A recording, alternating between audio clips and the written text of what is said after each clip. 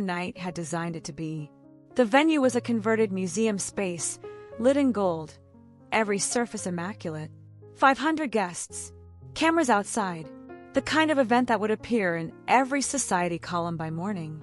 Alexander arrived in a black car and walked the entrance alone. Victoria was already inside, in a gown that must have been designed specifically for this evening, champagne-colored and formal.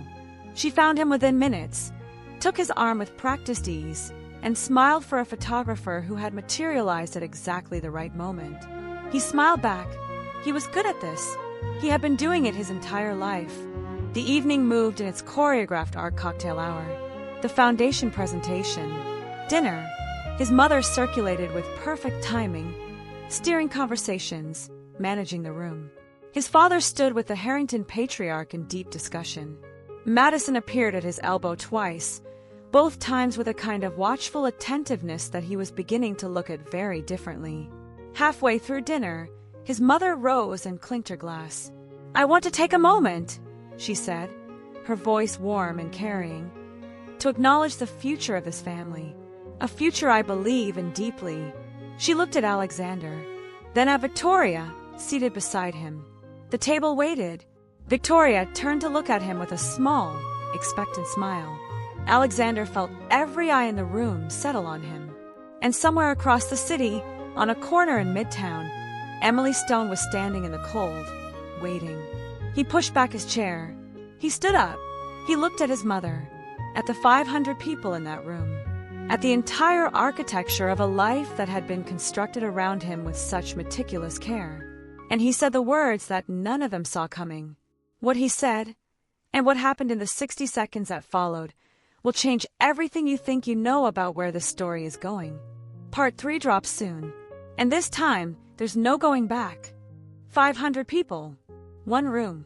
Complete silence. Alexander Knight had stood up from that dinner table at the gala, and every single person in that gold-lit museum space had held their breath. His mother was watching with that composed, careful face that hid everything. Victoria sat perfectly still, champagne flute in hand, that small expectant smile slowly freezing on her lips. His father had gone very quiet at the far end of the table. Nobody moved, and Alexander looked at all of them, every carefully arranged face, every strategic alliance, every expectation that had been stacked around him like furniture in a room he'd never chosen, and he spoke. "I want to thank everyone here tonight," he said, "for the foundation's work, for your generosity, for being part of something that genuinely matters." He paused. "And I want to say that any announcements about my personal life will come from me directly when I'm ready to make them. Not tonight." The silence that followed was a different kind of silence than before. Loaded, confused. His mother's composed face flickered, just once, just for a second, before it settled back into perfect stillness. Alexander set his napkin on the table, buttoned his jacket, and excused himself. He walked out of that room, through the lobby, past the cameras, and into the cold New York night. And he went to find Emily. She was there. Of course she was there. Hands in the pockets of that worn jacket, breath visible in the cold air. Not singing tonight, just standing quietly in the particular way she had of occupying space without needing to fill it. She looked at him when he appeared, the full tuxedo, the event pin still on his lapel, slightly out of breath from walking fast. And her expression did something complicated. Concern and relief, and a question she hadn't asked yet. "How bad was it?" she said. "Survivable," he said. He stopped in front of her. They were close enough that he could see the cold had turned the tips of her ears pink. She was looking at him steadily, the way she always looked at him, like she was reading something just below the surface. "I didn't make the announcement," he said. "I walked out. I know. I saw the live stream." The corner of her mouth moved. Someone had a phone pointed at the table. He almost laughed. "Of course someone did. Then you know it wasn't dramatic." "It was a little dramatic," she said. "I wanted dramatic," he said. "I thought about standing up and saying exactly what I wanted to say. Naming names. Explaining the whole thing in front of 500 people and 3 cameras." "Why didn't you?" "Because that would have been for me," he said. "The speech, the moment, the gesture. That would have been about me feeling something. And this. He gestured at the space between them, at her, at the corner they had somehow made their own. This isn't about a gesture. This is real. And real things don't need an audience. Emily looked at him for a long moment. That, she said quietly, might be the most self-aware thing you've ever said. I've been practicing, he said. She smiled, and then, without any of the ceremony or choreography that had surrounded Alexander Knight his entire life, she stepped forward and took his hand. Just that, her cold fingers wrapping around his. They stood there on that corner in the dark for a while, not saying anything, the city moving loudly around them. And it was the most peaceful Alexander Knight had felt in longer than he could remember. But the peace, as both of them knew, was temporary, because the real reckoning hadn't happened yet. It started with Madison. It almost always started with Madison. That was the thing Alexander had not fully understood until now, how many of the difficult turns in his life had a cousin-shaped shadow somewhere behind them.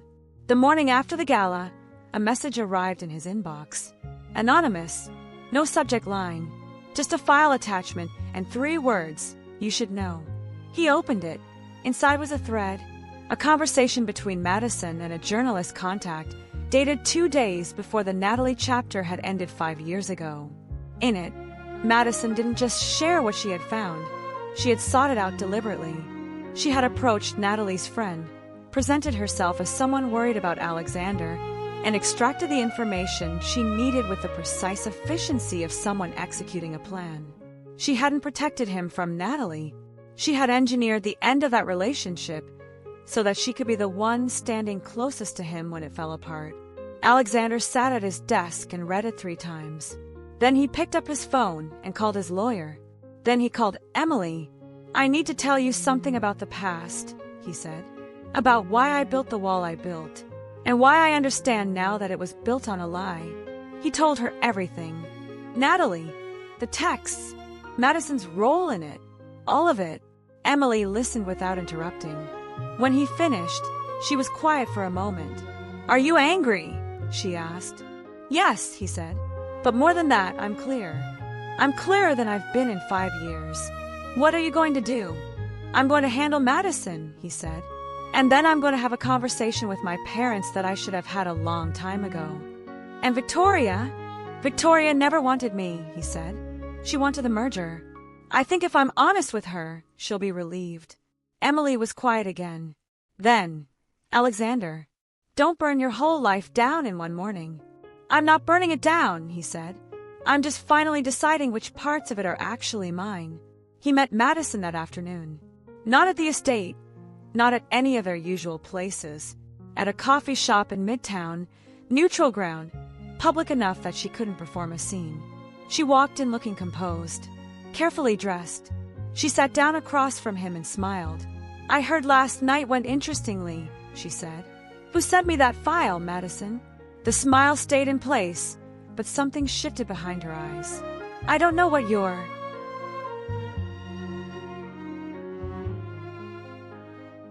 "Don't," he said. His voice was very quiet. "I don't have the energy for the performance. I've read it. I know what you did 5 years ago. I know about Natalie. I know you've been the one feeding information to my mother about Emily. I know about the journalist. I know about the photographs." He looked at her steadily. "I know all of it." The smile faded. For a moment, without the performance, Madison looked like someone much younger and much less certain than the version she presented to the world. She looked like someone who had been running a very long play and had just watched it collapse. "I was protecting you," she said. "From what?" "From people who were going to use you. From women who didn't. From anyone who got close enough that you couldn't control the outcome," he said. "That's what you were protecting me from. Not bad relationships. Not users. Just anyone who might actually matter to me." She said nothing. "I'm not going to make this a war," he said. "But you need to understand that it's over. Whatever this has been, whatever you've been doing, it's over. And if anything at all, comes toward Emily from your direction again, I will respond in ways that are not good for either of us. Do you understand me?" Madison looked at him for a long time. Then she picked up her bag and left. He sat there for a moment after she'd gone, feeling the particular exhaustion of a confrontation that had needed to happen for years. Then he paid for the coffee neither of them had touched and walked back out into the afternoon. He had prepared for this to be a battle. It wasn't. Not entirely. His mother was already in the sitting room when he arrived, which told him she had been expecting this. His father came in 3 minutes later, which told him they had talked and decided on an approach. Alexander sat down. He didn't wait for an opener. "I'm not going to marry Victoria Harrington," he said. "I want to be clear about that first, so the rest of this conversation has context." His father's jaw tightened slightly. His mother was very still. "I understand what the Harrington alliance means," he continued. "I understand the business logic. I've understood it for years. But I have never agreed to it, and I should have said so directly a long time ago. That's on me. I allowed you both to build something around me that I had no intention of stepping into, and I wasn't honest about that. I'm sorry for that part." A silence. His father spoke first. "Alexander, let me finish." He looked at them both, at his father's careful eyes, at his mother's still, composed face, but different now, something around the edges that might have been, of all things, tiredness. "I met someone, and I know you know who she is, and I know what you think about the gap between her life and ours. But I need you to understand something." His voice was steady. "She is the first person in years who has talked to me like a person. Not an heir, not an asset, not a position on a board. A person. And that is not a small thing.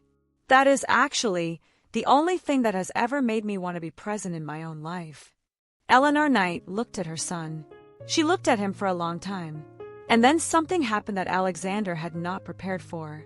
His mother's composure, that 30-year-old, flawless, immovable composure, cracked. Just slightly, just around the eyes.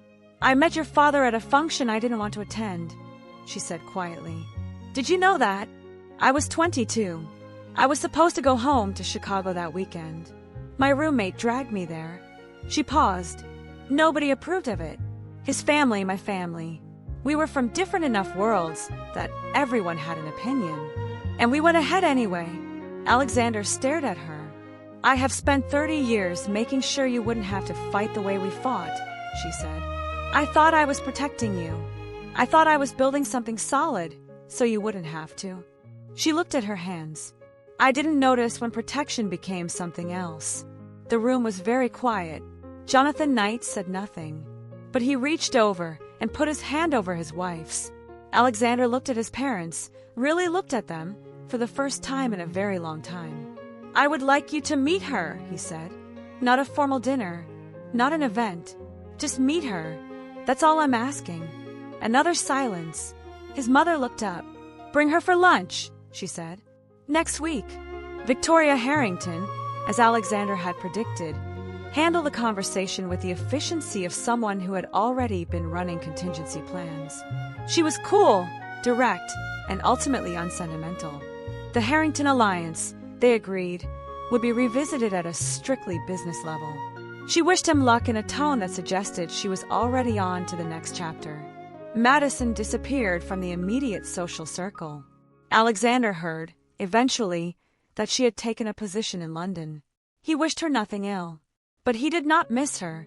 Danny Stone got into his first-choice college that spring. He called Emily from school in a state of such pure joy that she cried in the break room at work for 7 minutes, and then straightened up and went back to her kids with red eyes and a huge smile. The lunch at the Knight estate happened on a Tuesday. Emily wore her best jacket, the good one, and arrived by herself, which surprised Eleanor. She had expected someone intimidated, someone performing. Emily Stone did not perform. She sat at that vast dining table and talked about her nonprofit kids the same way she talked about everything, with specific detail and real feeling. She asked Jonathan about the early days of Knight Enterprises, genuine questions, and listened carefully to the answers. She thanked Eleanor for the food and meant it. After Emily left, Eleanor sat for a long time in the sunroom. Then she called Alexander. "She's not what I expected," Eleanor said. "I know," Alexander said. A pause. "She's what you needed. It was the closest Eleanor Knight had ever come to an apology. Alexander understood it as one. They didn't plan a big wedding. That was the part that sent the gossip columns into a mild frenzy when it happened. No grand venue announcement, no engagement party covered by 3 magazines, no joint press release from 2 unified family empires. Just a small ceremony on a Saturday morning. Family and close friends only, in a garden space that Emily had found and loved because it had climbing roses on an old stone wall and looked nothing like anywhere a night wedding was supposed to happen. Danny walked Emily down the aisle. He was in a suit that was slightly too big in the shoulders and grinning, so wide his face could barely contain it. Alexander stood at the end of that aisle and watched her come toward him, and he thought about a Tuesday morning and a granola bar on a sidewalk and a laugh he had not been expecting. He thought about how close he had come to never going back to that corner. How many versions of his life existed where he had stayed inside the golden cage and called it maturity. Emily reached him and took his hands. "You're not nervous," she said quietly, just for him. "For the first time in my life." He said no. She smiled, that real smile that had undone him completely on a cold October morning, the one with no calculation behind it, just warmth. "Good," she said. "Me neither." The ceremony was simple. The words were honest. And when it was over, when Alexander Knight had made the choice that shocked everyone who had spent years assuming they knew how his story would go, he looked around at the people in that garden, his parents, Danny, the nonprofit kids who had made Emily little handmade cards, a few genuine friends, and felt something he had almost forgotten was available to him. He felt like himself, not the heir, not the asset, not the last name on the building, or the face in the magazine, or the position on the board. Just Alexander, choosing something real, and finally being free. And that is the end of a story that started on a sidewalk, with a granola bar sliding across the pavement and a laugh nobody expected. Thank you for staying until the end. If this story meant something to you, share it with someone who needs to hear it today.